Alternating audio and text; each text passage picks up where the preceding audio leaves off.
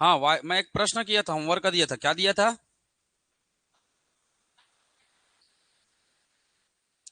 क्या है?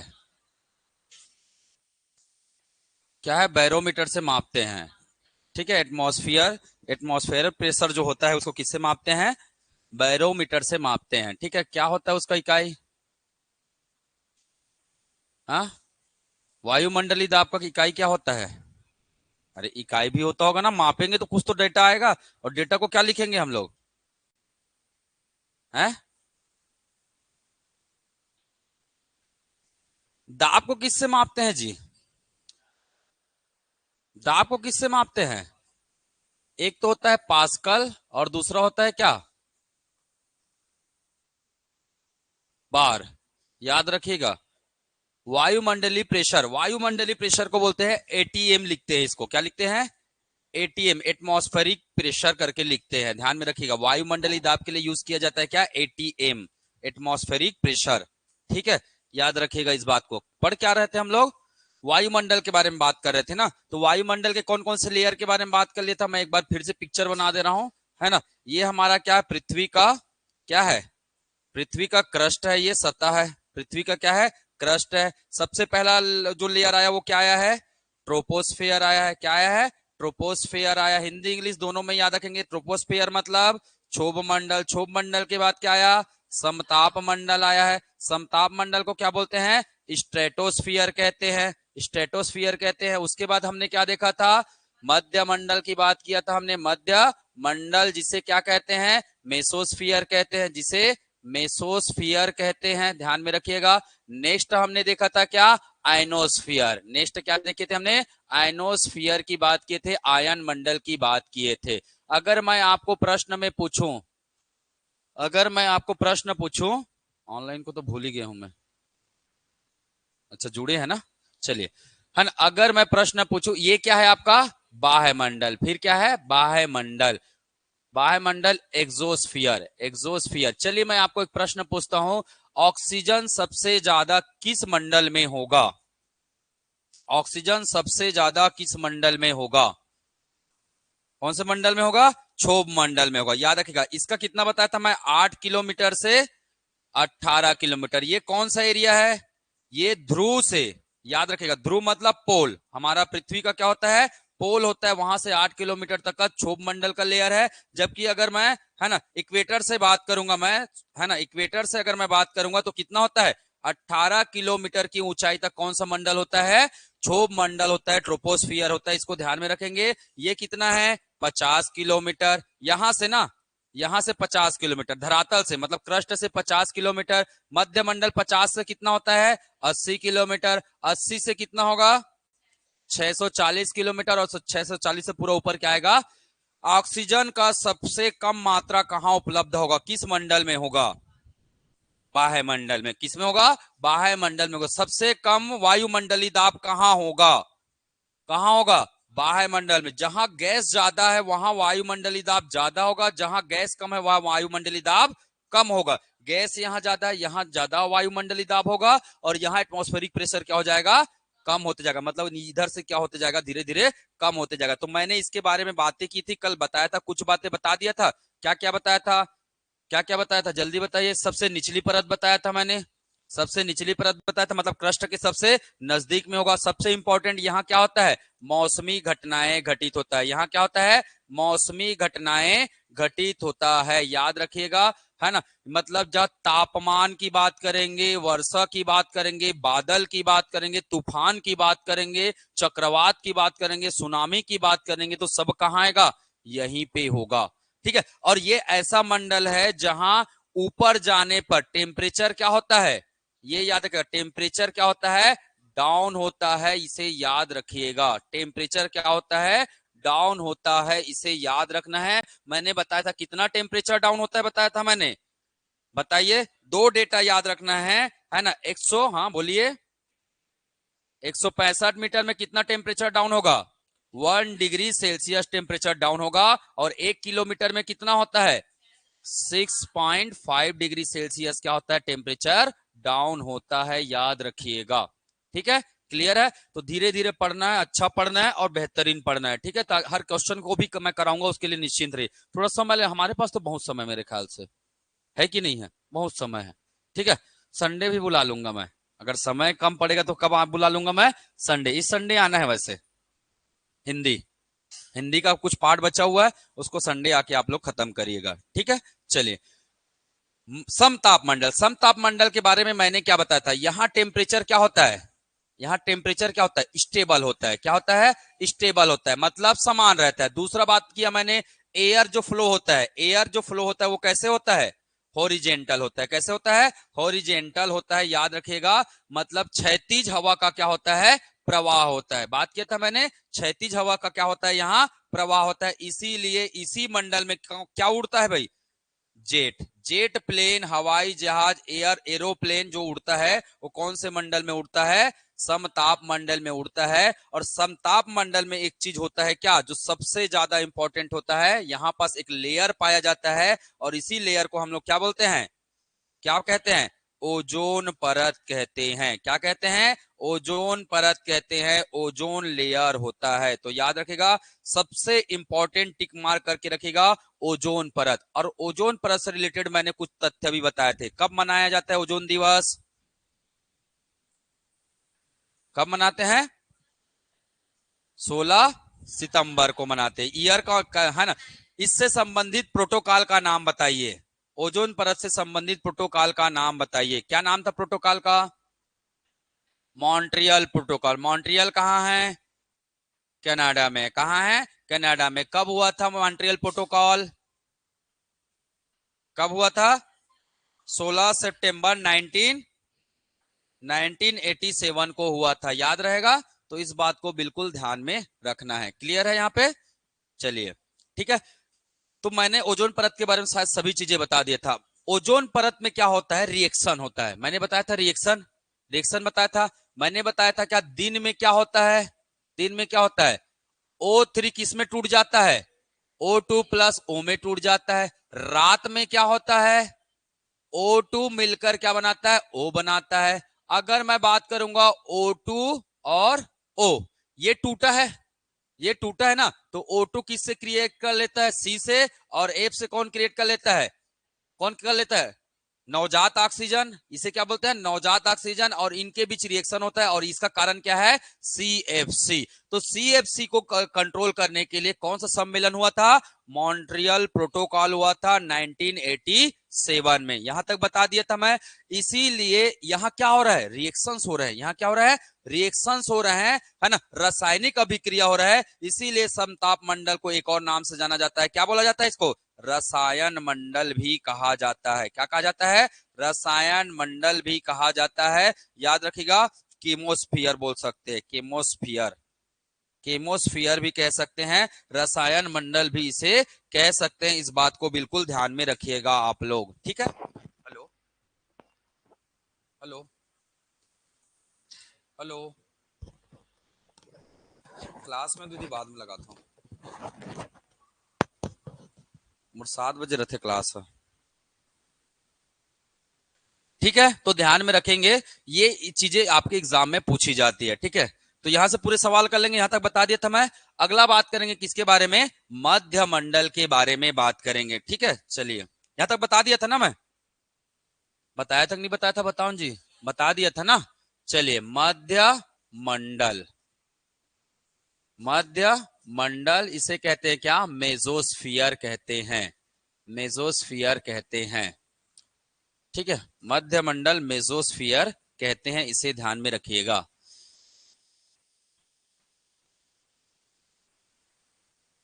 सबसे पहला चीज मध्य मंडल के बारे में क्या याद रखना है? इसका लेयर कहां से कहां होता है?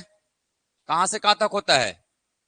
50 से 80 किलोमीटर तक ये लेयर होता है। याद रखिएगा, 50 से 80 किलोमीटर जो पृथ्वी का ऊपर तक होता है, वो लेयर को बोलते हैं हम लोग क्या? मध्य मंडल कहते हैं। याद रखिएगा, इसे क्या कहते हैं हम? मध्य मंडल कहते हैं। अब जब मध्य मंडल में जाएंगे आप, देखो, क्षोभ मंडल में क्या हुआ है? टेम्परेचर धीरे धीरे डाउन हुआ है। परंतु मध्य मंडल में, मध्य मंडल में तापमान क्या होता है? न्यूनतम होता है। तापमान क्या होता है? न्यूनतम होता है, इसीलिए इसे क्या कहते हैं? सबसे ठंडा मंडल भी कहा जाता है। कोल्डेस्ट स्फीयर इसे कहते हैं, याद रखिएगा। ये सबसे न्यूनतम तापमान होता है, इसीलिए ये सबसे ठंडा लेयर कहलाता है, ठंडा परत कहलाता है, याद रखिएगा, है ना। सबसे क्या कहलाता है? ठंडा परत कहलाता है, याद रखना है इस बात को, ठीक है। माइनस में रहता है यहाँ टेम्परेचर, ठीक है, तो याद रखना है। अब मध्य मंडल की अगर मैं बात करूंगा तो उल्का पिंड सुने हो? उल्का पिंड, मेस्ट्रॉइड बोलते हैं, क्या बोलते हैं? मेस्ट्रॉइड ही बोलते हैं शायद उल्का पिंड को, ठीक है। तो उल्का पिंड हमें कहां दिखाई देता है, या उल्का पिंड कौन से मंडल में जलता हुआ दिखाई देता है, या उल्का पिंड का अस्तित्व कहां खत्म हो जाता है, या टूट फूट कहां जाता है, तो कौन सा मंडल है? यही मध्य मंडल। क्यों ऐसा होता है? तेज गति से आते रहता है, यहाँ का टेम्परेचर अचानक क्या होता है? चेंज होता है, इसकी वजह से उसमें बहुत सारे रिएक्शंस होते हैं, घर्षण बढ़ जाता है, और घर्षण से उसमें क्या लग जाता है? आग हो जाता है। तो उल्का पिंड की घटना, उल्का पिंड की घटना बोल सकते हैं। उल्का पिंड में क्या लगना? आग का लगना, आग का लगना, या उल्का पिंड का क्या होना? अस्तित्व खोना, अस्तित्व समाप्त होना, अस्तित्व समाप्त होना। ये कुछ भी शब्द आप इसके लिए क्या कर सकते हैं? यूज कर सकते हैं। उल्का पिंड यहाँ कई बार टूट भी जाता है कई टुकड़ों में, ठीक है। वो कौन से मंडल में होता है? मध्य मंडल में होता है, तो इसको बिल्कुल ध्यान में रखिएगा, ठीक है। तो ये सबसे क्या है? हमारा इंपॉर्टेंट मंडल है, इसे बिल्कुल ध्यान में रखना है। चलिए अगले मंडल के बारे में बात करते हैं, ठीक है। तो इसमें मेसोस्फीयर में उतना ज्यादा पढ़ने की जरूरत नहीं है। सबसे ठंडा क्या है? ये सबसे ठंडा क्या है? परत है। ज्यादातर प्रश्न आता है उल्का पिंड की घटना कहां दिखाई देती है, आपका आंसर क्या हो जाएगा? मेसोस्फीयर में दिखाई देता है। चलिए अगला बात करेंगे, कौन सा आ जाएगा? आयनोस्फीयर। अगला आ जाएगा क्या? चौथा जो लेयर है वो है आयनोस्फीयर है, आयनोस्फीयर। आयनोस्फीयर किसे क्या, इसे और क्या कहते हैं हम लोग? आयन मंडल कहते हैं, इसे और क्या कहते हैं? आयन मंडल के नाम से भी जानते हैं। चलिए आयन मंडल के बारे में पहला तथ्य, कहां से कहां तक होता है? इस परत की मोटाई कितनी है? 80 किलोमीटर से लेकर 640 किलोमीटर तक क्या है? इसकी मोटाई है, ठीक है। 80 किलोमीटर से लेकर इसकी क्या है? मोटाई है। ध्यान में रखिएगा, इसे कितने लेयर में बांटा गया है? तो इसे 4 लेयर में बांटा गया है ना। अगर मैं बात करूंगा इसे लेयर को कितने लेयर में बांटा गया है? इसके 4 क्या है? सब लेयर है। 4 क्या है? सब लेयर है, ध्यान में रखिएगा। एक को कहलाता है डी लेयर, एक को बोला जाता है क्या? D layer. दूसरा होता है क्या? ई लेयर। दूसरा होता है ई लेयर। तीसरा होता है एफ लेयर। लेयर मतलब परत, हिंदी वाले लिखेंगे इसको परत, ठीक है। और अगला हो जाएगा क्या? जी लेयर हो जाएगा, ध्यान में रखिएगा। अगला क्या हो जाएगा? जी लेयर हो जाएगा, इसे ध्यान में रखेंगे, ठीक है। टी परत कहां से चालू होगा? तो जहां से स्टार्ट हो रहा है 80 से लेकर 150 किलोमीटर तक,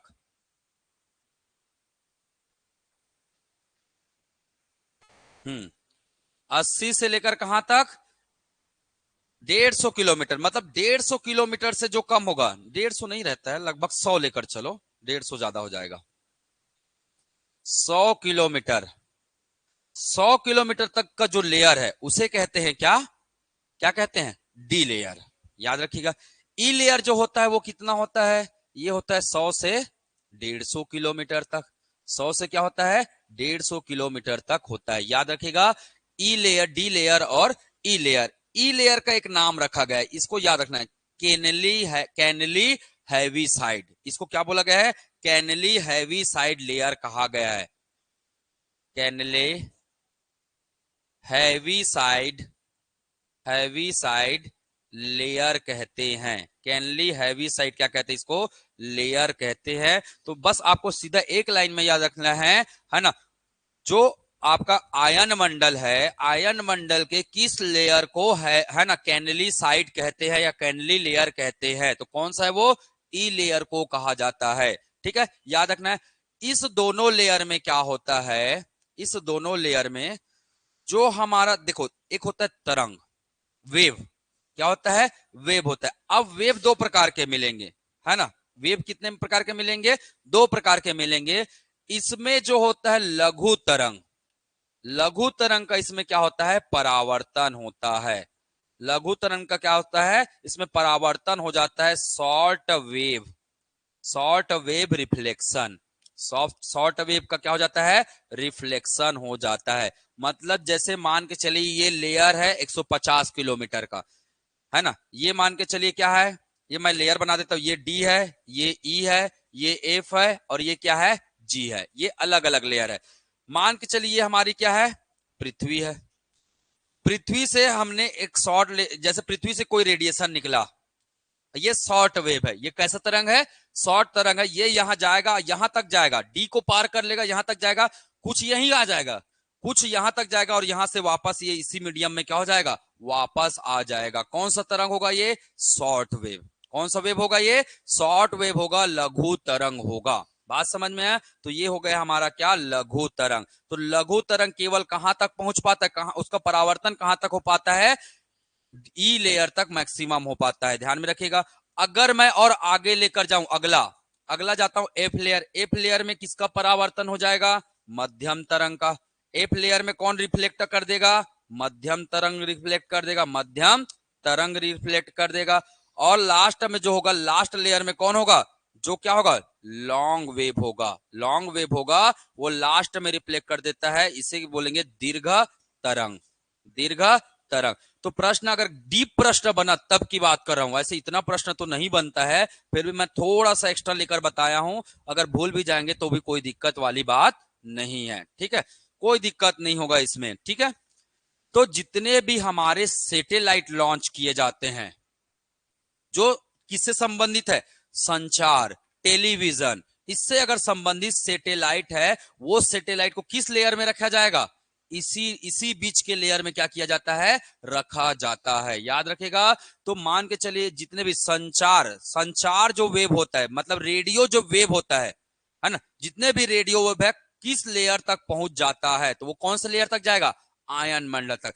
किस लेयर से रेडियो वेव का रिफ्लेक्शन हो जाता है, तो वो कौन सा लेयर है, आयन मंडल है। तो यहां नोट करके लिखेंगे, या मैं यहां लिख दूं साइड में, चलेगा कि नेक्स्ट पेज में लिखूं, चलेगा इतना, हाँ लिख लीजिए ना, क्या बोल रहे हैं। चलिए, अगर मैं बात करूंगा, आपको एग्जाम में पूछा जाएगा रेडियो तरंग, रेडियो तरंग, रेडियो वेव या रेडियो तरंग का रिफ्लेक्शन, का परावर्तन होता है। या फिर बोल सकते टेलीविजन वगैरह, टेलीविजन, रेडियो, जो भी संचार के जो उपग्रह होते हैं वो किस लेयर में स्थापित किए जाते हैं, तो वो कौन सा लेयर हो जाएगा, यही हो जाएगा, टीवी, रेडियो या संचार उपग्रह। संचार उपग्रह यहीं तक रहते हैं, ठीक है। इसी लेयर में उसको क्या किया जाता है, स्टेबलाइज किया। लगभग 600 किलोमीटर रहता है, लगभग कितना रहता है, 600 किलोमीटर तक ये स्टेबलाइज करते हैं, क्योंकि इससे ज्यादा वो तरंग पार नहीं कर पाता है, ठीक है। अब इसका एक कारण भी है, इसका एक कारण ऐसा क्यों है, ठंडा को तो उन्होंने पार कर लिया, ठंडा को क्या किया, पार कर लिया। इससे पहले ठंडा था, धीरे धीरे उसकी फ्रीक्वेंसी क्या हो जाएगी, कम हो जाएगी। और ये जो आयन मंडल होता है, आयन का मतलब क्या होता है, मुझे बता सकते हैं, क्या समझते हो आयन मतलब, हा? चार्ज पार्टिकल, बहुत बढ़िया, है ना। ये क्या होता है, चार्ज पार्टिकल होता है। आयन का मतलब जैसे मैंने बोला आपको ओ निगेटिव, या मैंने बोला H प्लस, ये क्या है, हाइड्रोजन आयन है। ये क्या है, ऑक्सीजन आयन है। अब वातावरण में ये सब मौजूद है। अगर ऑक्सीजन आयन है तो ये क्या कहलाएगा, ऋण आयन। ये क्या कहलाएगा, ऋण आयन। ये क्या कहलाएगा, धन आयन। क्या कहलाएगा, धन आयन, है ना। जब भी याद रखिएगा, जब भी दो चीजें टकराती है, जो आयन है ना, दो आयन जब भी टकराता है वहां रिलीज होता है क्या, एनर्जी, है ना। याद रखिएगा, जब दो आयन मिलता है तो वहां हमेशा क्या बनता है, एनर्जी बनता है, ऊर्जा रिलीज होता है, ऊर्जा उत्पन्न होता है। और ये ऊर्जा है ना, दो चीजों को घिसिए आप, क्या होगा, ठंडा होगा कि गर्म होगा, गर्म होगा ना। तो बस सेम चीज समझिएगा, प्लस आयन और माइनस आयन, या प्लस प्लस आयन या माइनस माइनस आयन आपस में जब भी टकराएंगे, हमेशा वहां क्या होगा, एनर्जी रिलीज होगा। और वो एनर्जी वातावरण को क्या कर देता है, क्या करेगा बताइए, ये ऊर्जा वातावरण को क्या करेगा, क्या करेगा जी, ठंडा करेगा कि गर्म करेगा, गर्म कर देता है। क्या कर देता है, गर्म कर देता है। याद रखिएगा तो आपको एग्जाम में आ जाएगा सबसे अधिक गर्म वातावरण वाला मंडल कौन सा है, तो वो कौन सा मंडल हो जाएगा, आयन मंडल हो जाएगा। क्यों हो रहा है, समझ में आ रहा है क्यों हो रहा है, तो आपको ये पता क्यों हो रहा है ये नहीं पूछेगा, पर कम से कम आप पढ़ रहे हैं, आपको तो पता होना चाहिए ना एटलीस्ट, ठीक है, क्योंकि मैं इसलिए बता दे रहा हूं, आपको पढ़ाना भी है भाई। मैं तो उम्मीद कर रहा हूं कि आपका नौकरी लगेगा, अब आपने कर रहे हैं कि नहीं कर रहे ये नहीं पता मुझे, और इसलिए बता रहा हूं कि आपको आगे आगे पढ़ाना भी है इस चीजों को, इसलिए कारण भी बता देता हूं मैं, ध्यान में रखिएगा। अब वातावरण गर्म हो रहा है, तो वातावरण जब गर्म होता है मतलब थर्मल, थर्मल बोलते हैं उसे, हम क्या बोलते हैं, थर्मल, या हिंदी में क्या बोलेंगे, है? थर्मल को क्या बोलते हैं, है? उष्मा कहते हैं, ताप कह सकते हैं, सिंपल ताप मंडल। अगर बोलेगा किस मंडल को ताप मंडल कहते हैं या किस मंडल को थर्मोस्फियर कहा जाता है, तो कौन सा मंडल हो जाएगा, आयनोस्फियर हो जाएगा। ठीक है, तो सबका अलग अलग नाम भी रखा गया है ना, इसे बोला जाता है क्या, थर्मोस्फियर, थर्मोस्फियर, या इसे कहते हैं क्या हिंदी में, तापमंडल के नाम से भी जाना जाता है। ठीक है, क्यों जाना जाता है, क्योंकि ये सर्वाधिक क्या है, गर्म मंडल है, सर्वाधिक क्या है ये, गर्म मंडल है, इसीलिए इसे बोला जाता है क्या, थर्मोस्फियर कहते हैं या तापमंडल कहा जाता है, इसे ध्यान में रखेंगे। ठीक है, आपको प्रश्न पूछेगा, ठीक है,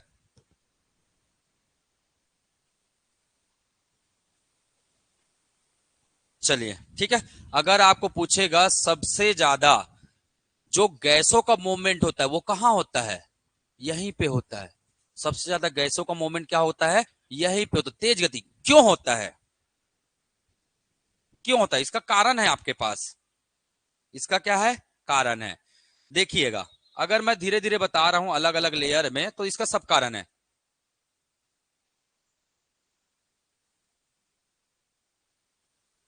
ठीक, ये हमारे क्या गैस के मॉलिक्यूल है,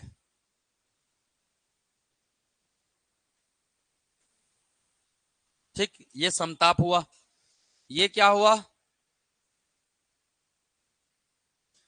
अब ये क्या हो गया, बात समझ में आ रही है, डेंसिटी क्या हो रहा है, धीरे धीरे कम हो रहा है, मॉलिक्यूल के बीच डिस्टेंस क्या हो रहा है, बढ़ रहा है, जितना ज्यादा स्पेस मिलेगा उतना दौड़ने का जगह है, मूव होने का उतना जगह जितना ज्यादा, और यहां उसके बाद एग्जोस्फीयर में तो इतना मूव हो जाता है कि टकराने का ही समय नहीं मिलता है। ठीक है, अपने अपने तरफ ये इधर बह रहा है, टकराने वाला रहता है वो उधर चले जाता है, तो वहां टकरा नहीं पाता है उतना ज्यादा, तो याद रखेगा सबसे ज्यादा मूवमेंट गैसों का यहीं पे होता है, इसीलिए वो वातावरण क्या हो जाता है, गर्म हो जाता है। बात समझ में आया, ऐसा क्यों हो रहा है, तो इसका भी एक रीजन होता है, इसको ध्यान में रखिएगा। ठीक है, चलिए, तो ये हमारा क्या है, सर्वाधिक तापमान है। आपको एग्जाम में प्रश्न पूछेगा उस मंडल का नाम बताइए जो संचार में सहायक है, कौन सा मंडल, आयन मंडल। उस मंडल का नाम बताइए जो रेडियो तरंग को परावर्तित करता है, क्या रहेगा, आयन मंडल रहेगा। ठीक है, क्लियर है, कर सकते हैं, एक्सोस्फीयर में पढ़ने की जरूरत नहीं है, बस लिख लीजिएगा वहां। चलिए अगला मैं बता देता हूं, एक्सोस्फीयर का कभी प्रश्न नहीं देखा हूं मैं अभी तक। ठीक है, एक्सोस्फीयर,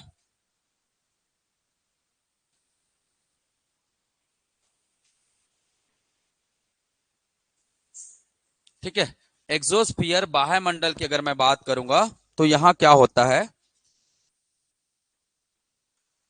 गैस क्या हो जाते हैं यहां, गैस क्या हो जाते हैं, विरल, गैस क्या हो जाते हैं, विरल। ठीक है, रेरर होता है, गैस मतलब रेरर, रेरर पोजीशन में आ जाता है, गैस की डेंसिटी क्या हो जाती है, कम हो जाती है, डेंसिटी लो हो जाता है। ठीक है, डेंसिटी क्या हो जाता है, लो, लो डेंसिटी होता है किसका, गैस मॉलिक्यूल का। ठीक है, तो याद रखिएगा यहां और कुछ विशेष नहीं होता है। ठीक है, डिपेंड करता है किस प्रकार का सैटेलाइट है। ठीक है, वो सैटेलाइट चैप्टर पढ़ाऊंगा ना मैं, आपके सिलेबस में है भाई, प्रौद्योगिकी भी है आपके सिलेबस में।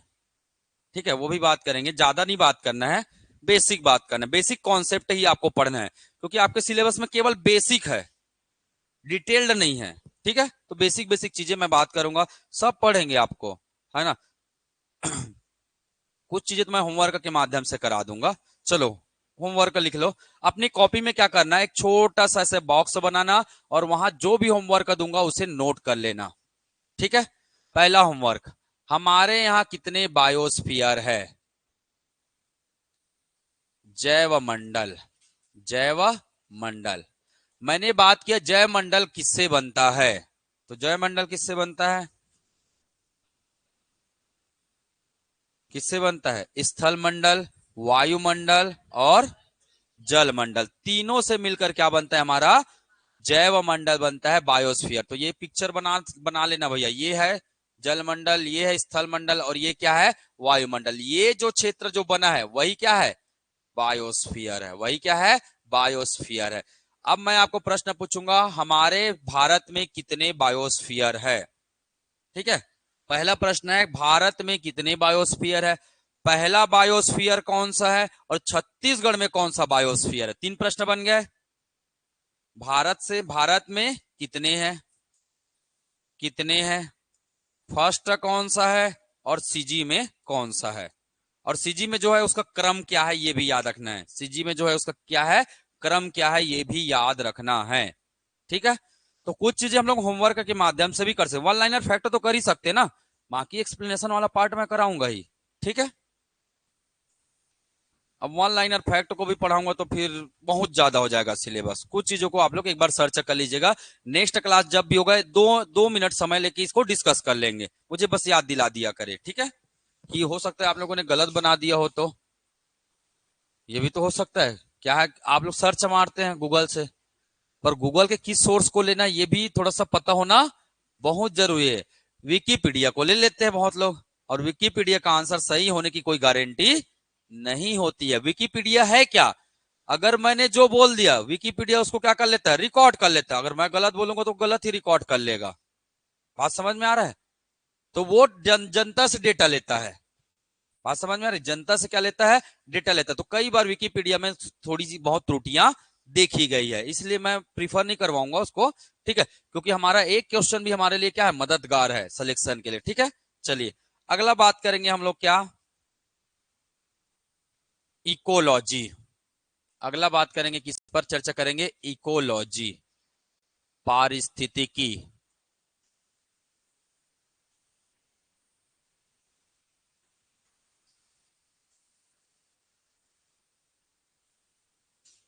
ठीक है,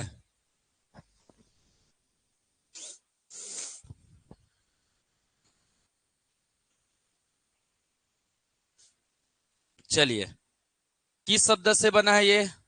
इको प्लस लॉजी। लॉजी का मतलब होता है क्या? स्टडी करना। लॉजी का मतलब होता है क्या? स्टडी करना, अध्ययन करना। ठीक है, इको का मतलब क्या होता है? इसको बोलते हैं इकोसिस्टम। ये किस शब्द से बना है? इकोसिस्टम। इकोसिस्टम को हिंदी में बोलते हैं क्या? पारितंत्र। क्या बोलते हैं? पारितंत्र। और पारितंत्र में क्या आता है? पारितंत्र में आता है, याद रखेगा, सजीव, एक आएगा क्या? सजीव, और एक आएगा क्या? निर्जीव। याद रखिएगा, एक आएगा सजीव और एक होगा क्या? निर्जीव। इन दोनों का जो रिलेशन है या जो संबंध है या जो इंटरेक्शन है, वही उसी को बोलते हैं हम लोग क्या? इकोसिस्टम कहते हैं। तो जो इकोसिस्टम के बारे में जो अध्ययन करते हैं उसे कहते हैं हम क्या? इकोलॉजी कहते हैं, पारिस्थितिकी कहते हैं। तो अगर मैं सिंपल भाषा में डेफिनेशन लिखूं तो डेफिनेशन क्या हो जाएगा? डेफिनेशन क्या हो जाएगा, है ना? जीवों व जीवों के भौतिक भौतिक स्वरूपों के भौतिक स्वरूपों के जीवों के भौतिक स्वरूपों के संबंध का अध्ययन करना। संबंध का क्या करना? अध्ययन करना, अध्ययन। इसे ही कहा जाता है क्या? पारिस्थितिकी कहा जाता है। इसे ही बोला जाता है क्या? पारिस्थितिकी कहा जाता है, इकोलॉजी कहते हैं। ठीक है, interaction between living and physical, है ना, क्या बोलेंगे, फिजिकल रिसोर्सेस। इंटरेक्शन बिटवीन, है ना, living organism and a physical organism या फिजिकल रिसोर्सेस। ठीक है, इंटरेक्शन इंटरेक्शन शब्द यूज कीजिएगा, interaction between living organism and physical resources, है ना। तो उसका जो हम स्टडी करते हैं वो स्टडी कहलाता है क्या? इकोलॉजी कहलाता है, ध्यान में रखिएगा। ठीक है, अब कई बार प्रश्न आ जाता है ना, इसके जनक कौन है, पारिस्थितिकी के जनक कौन है, इस शब्द का प्रयोग किसने किया है ना। पारितंत्र का प्रयोग किसने किया है? पारितंत्र मतलब इकोसिस्टम, इकोसिस्टम का प्रयोग सबसे पहले किसने किया है? तो ये कुछ एग्जाम में क्या आ जाते हैं, प्रश्न आ जाते हैं, तो याद रखिएगा, है ना। कुछ कुछ नाम आपको क्या करना है, याद रखना है। तो पहला नाम याद रखेंगे, पारिस्थितिकी के जनक कौन है, पहला नाम याद रखेंगे, पारिस्थितिकी के जनक कौन है। ठीक है, तो याद रखना है क्या? ओडम। क्या नाम याद रखना है? जनक कौन है? Odum, Odum. ठीक है, पारिस्थितिकी शब्द का सबसे पहले जो प्रयोग किया है वो किसने किया है? अर्नस्ट हैक्कल, अर्नस्ट हैक्कल ने इसका क्या किया है? सबसे पहले प्रयोग किया है। प्रश्न पूछेगा, है ना, पारिस्थितिकी शब्द का सबसे पहला प्रयोग किसने किया है? तो किसने किया है? अर्नस्ट हैक्कल ने प्रयोग किया है। हैकल या बोलते हैं या हैक्कल बोलते हैं, ठीक है। पारितंत्र शब्द का प्रयोग, पारितंत्र शब्द का जो प्रयोग किया गया है वो कौन किया गया है? पारितंत्र शब्द का जो प्रयोग किया है वो उनका नाम है टोंसले। क्या नाम है? टोंसले नाम है, तो इसे लिख लेंगे, ठीक है। टेंसले नाम लिखेंगे, एजी टेंसले, ठीक है, एजी टेंसले, टेंसले। ठीक है, ये है हमारा क्या? इकोसिस्टम के बारे में जानकारी। क्लियर है यहाँ पे? ठीक है, तो ये है हमारा क्या? पारिस्थिति से रिलेटेड एक सामान्य सी जानकारी। ठीक है, अब पारिस्थितिकी के बारे में हम लोग क्या बात करेंगे? पारिस्थितिकी के प्रकार, है ना, इकोलॉजी के क्या क्या प्रकार है इसके बारे में चर्चा करते हैं। ठीक है, नोट कर लिए हैं? तो पहला नाम क्या बताया मैंने? ओडम। ओडम कौन है? उसका बापू है। किसका बापू? इकोलॉजी का। याद रखना है, ओ से याद रखना, ओडम, ओड, है ना। तो याद रखिएगा। हैकल शब्द याद रखिएगा, हैक, हैक करने के लिए इन्होंने क्या शब्द यूज किया गया? इकोलॉजी। कौन सा शब्द यूज किया हैक करने के लिए? इकोलॉजी। ठीक है, पारितंत्र, इकोसिस्टम, इकोसिस्टम का पहला प्रयोग किसने किया है? टेंसले ने किया है। ठीक है, तो याद रखना टेंसले ने कौन सा शब्द किया है? इकोसिस्टम शब्द का प्रयोग किया है। ठीक है, चलिए अगला बात करेंगे हम लोग, क्या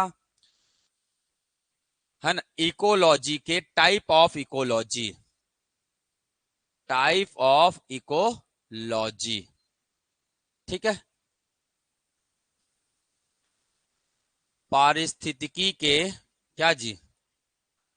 प्रकार, पारिस्थितिकी के क्या है? प्रकार है, ध्यान में रखिएगा। चलिए, कितने प्रकार होंगे? एक हो जाता है क्या? प्राकृतिक, प्राकृतिक इकोलॉजी होता है, प्राकृतिक इकोलॉजी, प्राकृतिक मतलब नेचुरल, नेचुरल होता है। दूसरा क्या होगा? कृत्रिम। दूसरा क्या होता है? कृत्रिम होता है। दूसरा होता है क्या? कृत्रिम। कृत्रिम या इसे क्या क्या बोल सकते हैं? मानव निर्मित, मानव निर्मित। अंग्रेजी में कहेंगे इसे क्या? आर्टिफिशियल। अंग्रेजी में कहेंगे इसे क्या? आर्टिफिशियल कहते हैं, ध्यान में रखिएगा। ठीक है, आर्टिफिशियल अंग्रेजी में कहते हैं। अब मैंने बताया, है ना, हमने यहाँ पे पढ़ा किसके बारे में? सजीव और निर्जीव। दो ही चीज देखे हम लोग। क्या देखे हम लोग? सजीव और निर्जीव। तो वैसे ही अगर हम बात करेंगे इकोसिस्टम डेवलप होने के लिए, अगर इकोसिस्टम कब बनेगा तो मुझे बताइएगा। जैसे ये आदमी है, ये आदमी है, आदमी को किसकी जरूरत है? आदमी मतलब ये क्या है? सजीव है। आदमी मतलब क्या है? ये सजीव है। सजीव को किसकी जरूरत है? जीवन जीने के लिए किसकी किसकी जरूरत है? निर्जीव चीजों की जरूरत है। जो नॉन लिविंग ऑर्गेनिज्म है उसकी जरूरत है। क्या क्या है नॉन लिविंग में? क्या ऑक्सीजन के बिना जिंदा रह सकता है? ऑक्सीजन, CO2, H2O, सनलाइट, क्या इसके बिना जिंदा रह सकता है? नहीं रह सकता है, ठीक है। या प्लांट, प्लांट तो खैर सजीव में आ जाएंगे, प्लांट किस में आ जाएंगे? सजीव में आ जाएंगे। और क्या बोल सकते हैं? मिट्टी, और क्या बोल सकते हैं? मिट्टी रह सकते हैं। अब मुझे बता, ये सब मिलेगा कहाँ? ये सब कहाँ मिलेगा? वातावरण में मिलेगा। कहाँ मिलेगा? वातावरण में मिलेगा, है ना। ये हो गया क्या हमारा? जल। ये हो गया हमारा क्या? जल। ये कहाँ रहेगा? ये कहाँ रहेगा? स्थल में रहेगा। ये कहाँ रहेगा? स्थल में रहेगा। हवा में तो उड़ेगा नहीं, स्पाइडरमैन तो है नहीं, ठीक है।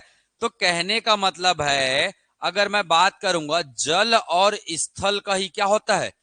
कॉम्बिनेशन होता है। जल और स्थल का क्या होता है? कॉम्बिनेशन होता है, और वही कहलाता है हमारा क्या? पारिस्थितिकी। मतलब बिना जल वाली चीजें और बिना स्थल वाली चीजें जब तक नहीं मिलेंगी, है ना, तो तब तक इकोसिस्टम डेवलप नहीं होता है। तो इकोसिस्टम में हम पढ़ते जैसे तालाब के बारे में, नदी के बारे में। तो तालाब में कौन आता है पानी पीने? जानवर लोग आते हैं, है ना। या वहां क्या आता है? घास फूस, मछली, ये सब क्या है? एक इकोसिस्टम है। तो बिना पानी का इकोसिस्टम बन सकता है? नहीं बन सकता। बिना स्थल का इकोसिस्टम बन सकता है? नहीं बन सकता। बिना वातावरण का बन सकता है? नहीं बन सकता है। तो याद रखिएगा, मतलब इनके सजीव बिना निर्जीव संसाधन के जीवित नहीं हो सकता है। और यही दोनों जब मिलता है तो क्या बनता है? इकोसिस्टम बनता है। और इसको जब स्टडी करते हैं तो क्या कहलाता है? इकोलॉजी कहलाता है। क्या कहलाता है? इकोलॉजी। मतलब अगर जो प्राकृतिक है इसमें मिलेगा क्या हमें? एक मिलेगा जलीय। एक क्या मिलेगा? जलीय इकोलॉजी का हम लोग अध्ययन करेंगे, जिसे बोलेंगे क्या? एक्वेटिक। जिसे कहेंगे क्या? एक्वेटिक मिलेगा। और दूसरा मिलेगा क्या? स्थलीय। जलीय और क्या मिलेगा? स्थलीय, जिसे कहेंगे टेरेस्ट्रियल। टेरेस्ट्रियल कहेंगे, है ना, ध्यान में रखेंगे, टेरेस्ट्रियल। टेरेस्ट्रियल, ठीक है, इसे ध्यान में रखिएगा, ठीक है। इसको मिटा दूं? चलिए, अब मुझे बताइए, ऐसा कौन कौन सा प्राकृतिक चीजें है जिसमें जल होता है? बताइए, कौन कौन सा प्राकृतिक चीजें है जिसमें जल मिलेगा? एक्वेटिक बताइए। देखो ना जी, अपने आसपास देखो, क्या है जो प्रकृति ने बनाया, आपने नहीं बनाया है, बताइए। चलो, नदी लिख दिया मैंने। हर चीज पढ़ने का थोड़ी ना होता है। नेक्स्ट, तालाब, और झील, और सागर, और जी महासागर। महासागर है ना, महासागर। और कुछ है जो प्रकृति ने बनाया है? सब तो लिख लिए, जो प्रकृति निर्मित है, ठीक है। अब बोलेंगे सर तरिया, है ना, तालाब की बात अगर हम लोग करते हैं, सर इसको तो आदमी लोग बनाते हैं, है ना, आदमी लोग बनाते हैं, ऐसा बोलते हैं। आदमी लोग मनरेगा में काम करके गड्ढा बस करते हैं, ठीक है, इतना बस याद रखना है, ठीक है। मनरेगा में काम होता है तो क्या होता है? उसको गहरीकरण का काम होता है, बाकी बनता वो प्राकृतिक रूप से है। बिना प्राकृतिक रूप से उसका निर्माण नहीं होता। पानी गिरेगा ही नहीं तो बनेगा कहां से? कितना भी गड्ढा खोद लिए रहो, कोई काम का नहीं है वो, ठीक है। चलिए, स्थलीय में क्या आएगा? स्थलीय में क्या आएगा, जल्दी बताइए। घास का मैदान आएगा, घास का मैदान। और क्या आएगा? ये प्राकृतिक रूप से बनता है ना। पहाड़ कैसे बनता है? प्राकृतिक रूप से बनता है। और कौन है? और कौन है? क्या मरुस्थल प्राकृतिक रूप से बनता है? और कौन सा हो सकता है, बताइए ना। और क्या हो सकता है? डायरेक्ट एग्जाम में आता है ना कि कौन कौन सी चीजें स्थलीय पारिस्थितिक इकोलॉजी का हिस्सा है। डायरेक्ट इन तीनों ऑप्शन को क्या कर देंगे? मिक्स कर देंगे, और ये सब क्या किया जाता है? प्रश्न पूछा जाता है। तो याद रखेगा, ये सब चीजें एग्जाम में पूछे गए हैं। क्लियर है? ठीक है। और क्या हो सकता है स्थल में? और क्या दिखता है? पठार भी आता है। खैर, पर्वत और पठार, पठार भी लिख लिए रहो, पहाड़ पठार, ठीक है, पहाड़ पठार। अच्छा, वन भी तो आएगा जी। वन क्यों नहीं आएगा? वन भी तो होते हैं ना धरातल में। जो धरातल में ये है, जो पानी वाला ये है, ठीक है। अब कृत्रिम या मानव निर्मित की बात करेंगे तो ये भी दो प्रकार के होंगे। ये भी कितने प्रकार के होंगे? दो प्रकार के होंगे। एक जलीय होगा, दूसरा क्या होगा? स्थलीय होगा, दूसरा क्या होगा, स्थलीय होगा, ध्यान में रखिएगा। एक जलीय होगा और दूसरा क्या होगा, स्थलीय होगा। पानी है क्या?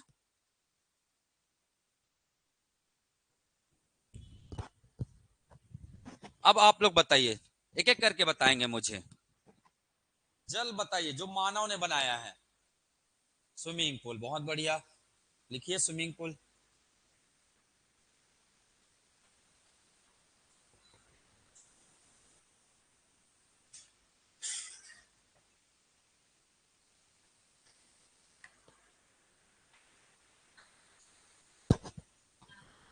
हाँ,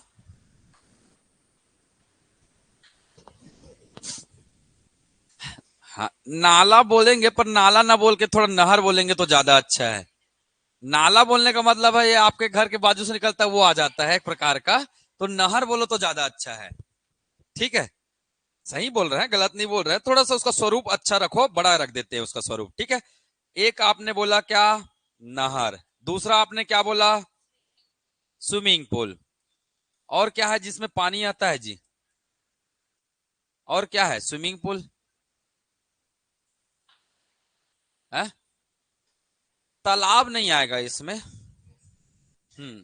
तालाब नहीं आता है। हैंड पंप,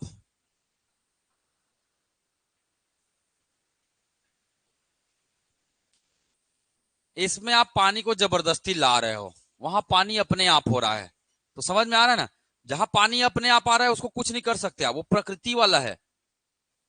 स्विमिंग पूल में पानी डालते हो ना जी, नहर बना के जबरदस्ती वहां से पानी क्या करते हो, बहाते हो, अपने आप थोड़ी ना बहता है वो।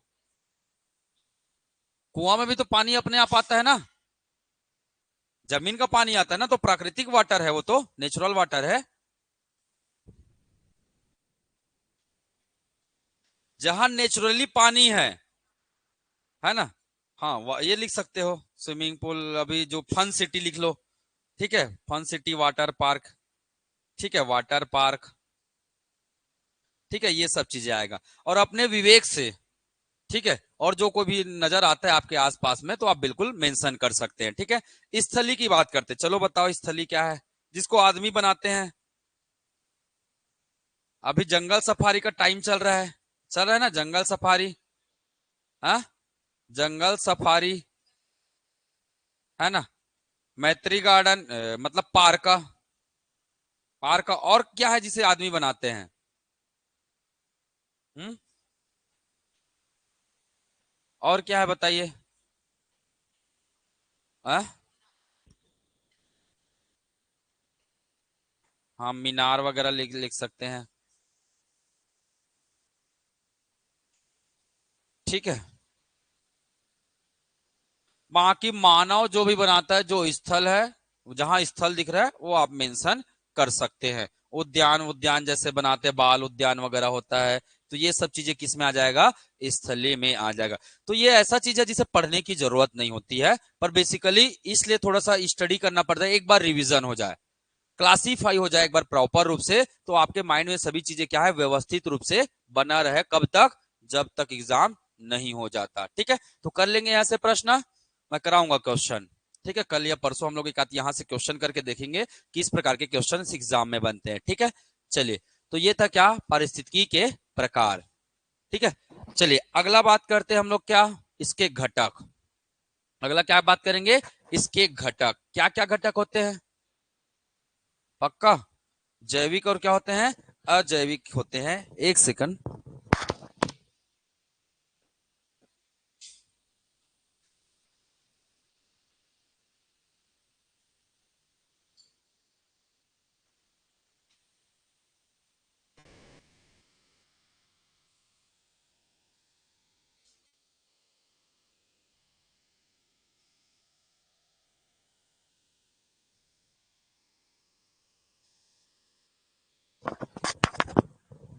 प्रश्न आया था, नोट करिएगा, है ना, एक प्रश्न मैं बता देता हूँ।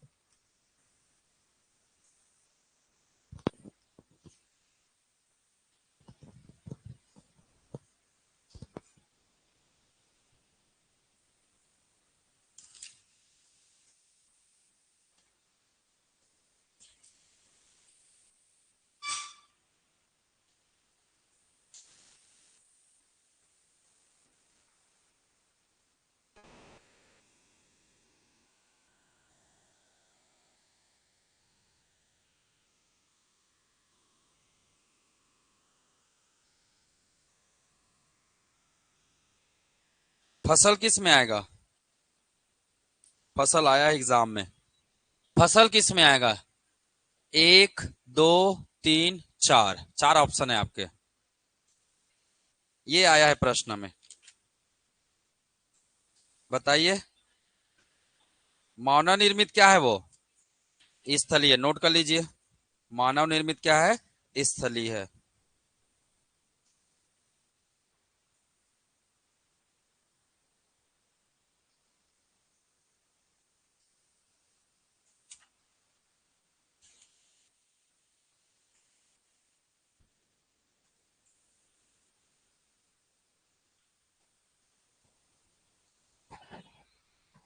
हम्म। अंतरिक्ष यान किस में आएगा? अंतरिक्ष यान किस में आएगा? अंतरिक्ष यान।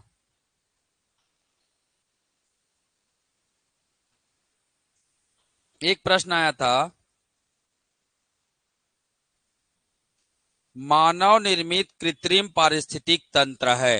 मानव निर्मित स्थलीय कृत्रिम पारिस्थितिक तंत्र है। ठीक है, ये क्वेश्चन आया था। आपके 4 ऑप्शन मैं दे रहा हूं।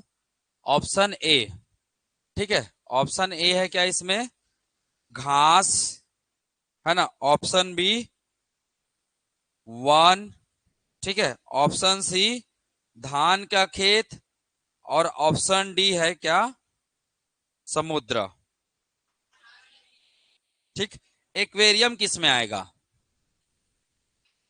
किस में आएगा एक्वेरियम? ये भी प्रश्न में आया है, एक्वेरियम। हाँ, लिख लीजिएगा, एक्वेरियम, एक्वेरियम। ठीक है, यहां लिख लीजिएगा फसल, धान की खेत, धान की खेत। तो ये सब एग्जाम में प्रश्न में बने हैं, इसको ध्यान में रखिएगा। ये सब क्या आते हैं? कृत्रिम पारिस्थितिक तंत्र के अंतर्गत आते हैं। ठीक है, क्या बोल रहे हैं?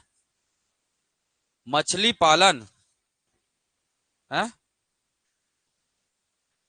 म, मछली पालन अगर बोलेंगे तो पालन आर्टिफिशियल होता है।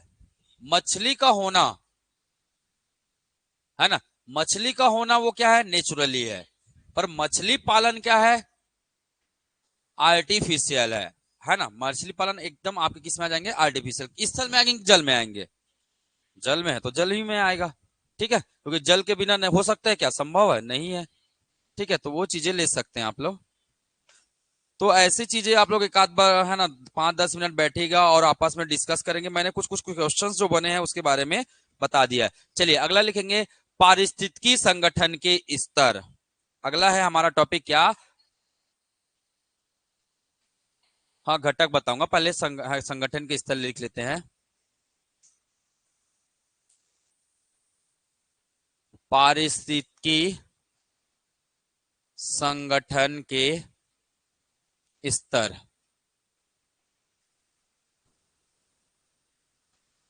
है ना। तो क्या क्या इसके स्तर है, लेवल है, उसके बारे में सबसे पहले बात करेंगे। तो सबसे पहले क्या आएगा? सबसे पहले आप आएंगे। आप आएंगे तो एक आएंगे कि बहुत सारे आएंगे? है ना। तो सबसे पहले आता है जीव, है ना। जीव के बाद आता है क्या? जनसंख्या। जीव से बनेगा क्या? जनसंख्या। जनसंख्या आपस में क्या होंगे? मिलेंगे, तब बनेंगे क्या? समुदाय। तब बनेंगे क्या? समुदाय। समुदाय जब बनेगा, जीवों का जब समुदाय बनता है, तब कहलाता है क्या? इकोसिस्टम। तब कहलाता है क्या? इकोसिस्टम। याद रखेगा। उसके बाद जो होता है बायोम आता है, और बायोम के बाद आ जाता है लास्ट में इकोलॉजी। बायोम के बाद क्या जाता है? इकोलॉजी आ जाता है। तो चलिए इसी, है ना, संगठन के स्तर को लिखेंगे। सबसे नीचे में आएगा क्या आपका?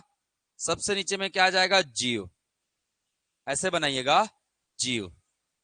जीव, है ना। जीव के बाद क्या आ जाएगा? जनसंख्या। जनसंख्या के बाद क्या आएगा? क्या आ जाएगा जी? समुदाय, कम्युनिटी। समुदाय, पॉपुलेशन बोलते हैं ना जनसंख्या को। इसके बाद आ जाएगा क्या? इकोसिस्टम, पारितंत्र। पारितंत्र। पारितंत्र के बाद आ जाएगा क्या आपका? बायोम। और बायोम के बाद आ जाएगा लास्ट में क्या? इकोलॉजी। क्या जाएगा? इकोलॉजी आ जाएगा, पारिस्थितिकी आ जाएगा। तो है ना एग्जाम में, या फिर पारिस्थितिकी ना बोलकर इसे हम पूरा क्या बोल देते हैं, सभी लोग का समाहित होता है, उसको क्या बोले अभी थोड़ा देर पहले, क्या मंडल बोला हमने, जल थल वायु को क्या बोला, क्या मंडल बोला, हाँ क्या बोला उसको हमने, जैव मंडल बायोस्फीयर कहा है हमने, क्या कहा है, बायोस्फीयर कहा है। तो याद रखेगा, ये क्रम आपको याद रखना है। अब हो सकता है शब्द बदल सकते, कुछ कुछ शब्द आए हैं, है ना। जीव के लिए एक शब्द हुआ है क्या, व्यष्टि, व्यष्टि जीव के लिए व्यष्टि, व्यष्टि का मतलब होता है इंडिविजुअल, इंडिविजुअल। तो कुछ कुछ बार कई बार होता है एग्जाम में प्रश्न का क्या कर देते हैं, नाम बदल देते हैं। जीव के लिए क्या होगा, ऑर्गेनिज्म शब्द होगा, इंग्लिश में ऑर्गेनिज्म कहा जाता है। ठीक है, जनसंख्या मतलब पॉपुलेशन, जनसंख्या क्या हो जाएगा, पॉपुलेशन हो जाएगा। समुदाय मतलब कम्युनिटी, कम्युनिटी। ठीक है, पारितंत्र मतलब इकोसिस्टम, इकोसिस्टम। और बायोम का मतलब क्या हो जाएगा, बायोम को क्या बोलते हैं, बायोम ही कहते हैं। और जयमंडल मतलब क्या हो जाएगा, बायोस्फीयर हो जाएगा। जयमंडल मतलब जल थल और वायु, जल थल और वायु मिलकर क्या बन गया, अब क्या बन गया। तो ये एग्जाम में एक बार प्रश्न पूछा गया था क्रम का। ठीक है, ये संगठन के जो स्तर है पारिस्थितिकी के, उसका क्या आया था, एक बार प्रश्न आया था। ठीक है, चलिए अगला देखेंगे हम लोग क्या, इसके घटक। ठीक है, और कल पढ़ेंगे हम लोग इसके घटक के बारे में। घटक थोड़ा सा क्या है, बड़ा और इंपॉर्टेंट टॉपिक है, मोस्ट आईएमपी टॉपिक है, याद रखिएगा। हर बार वहां से क्या आया है, प्रश्न आया है। पर्यावरण की अगर बात आती है ना, शिक्षक भर्ती से रिलेटेड ना, शिक्षक भर्ती से रिलेटेड अगर पर्यावरण की बात आती है तो घटक से हमेशा क्या मिला है आपको, प्रश्न आया है। आज तक मैं ऐसा प्रीवियस ईयर पूरा देखा हूं, हर बार आया है ना। थोड़ा सा उसको पढ़ेंगे क्या, डिटेल। जहां से प्रश्न हर बार आता है ना, थोड़ा सा हमें बियॉन्ड लेवल पढ़ना चाहिए। ठीक है, याद रखिए, क्योंकि हो सकता है कंपटीशन बढ़ रहा है, हो सकता है पेपर का नेचर क्या हो जाए, टफ हो जाए, हो सकता है। इजी हो जाएगा तो हमारे लिए क्या है, आसान है। अगर टफ हो गए तो हम वहां साबित नहीं कर पाएंगे अपने आप को, तो हमें पढ़ना है थोड़ा किसके अकॉर्डिंग, टफ के अकॉर्डिंग। ठीक है, चलिए आज के लिए इतना ही रखें।